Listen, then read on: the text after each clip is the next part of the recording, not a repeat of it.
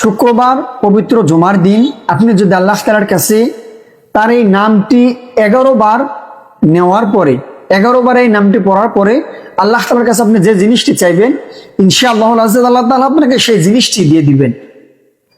শুক্রবার পবিত্র জুমার দিন আপনি 11 বার আল্লাহ তাআলার এই ইসমে আজম নামটি নিয়ে আল্লাহ তাআলার কাছে যে জিনিসটি চাইবেন ইনশাআল্লাহ আজিজ আল্লাহ তাআলা আপনাকে সেই জিনিসটি দিয়ে দিবেন। বাট জিনিসটি হালাল হতে হবে। আপনি যে বিষয়টি আল্লাহ তাআলার কাছে চাইতেছেন এই বিষয়টি অবশ্যই ইসলাম সাপোর্ট করে এমন হতে হবে। শুক্রবারের ব্যাপারে হাদিসের মধ্যে অনেক গুরুত্ব এসেছে।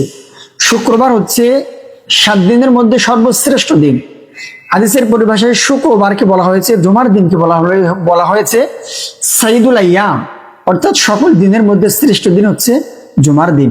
সুতরাং শুক্রবার জুমার দিন যদি কোনো ব্যক্তি দুপুর 12টা থেকে 2টার মধ্যে, টাইমটা মনে রাখবেন, দুপুর 12টা থেকে 2টার মধ্যে যদি কোনো ব্যক্তি আল্লাহ তাআলার এই স্পেশালি নামটি নিয়ে আল্লাহ তাআলার কাছে দোয়া করে আল্লাহ তাআলা অবশ্যই তার দোয়াটি কবুল করবেন।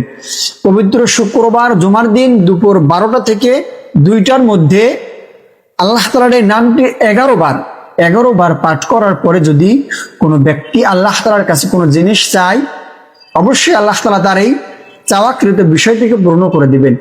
আল্লাহ তাআলার এই বিশেষ নামটি হচ্ছে ইয়া হাইয়ু ইয়া কাইয়ুম বিরহমাতিকা নাস্তাগীথ, ইয়া হাইয়ু ইয়া কাইয়ুম বিরহমাতিকা নাস্তাগীথ।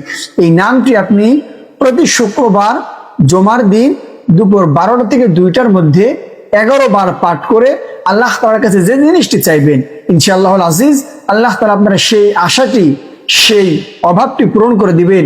আমরা বিভিন্ন সমস্যায় রয়েছি, পারিবারিক সমস্যা, মানসিক সমস্যা, বিভিন্ন সমস্যা, এরকম বিভিন্ন সমস্যার সমাধান, সকল সমস্যার সমাধান আল্লাহ তাআলা করে দিবেন যদি আমি আর আপনি এই ছোট্ট আমলটি করতে পারি।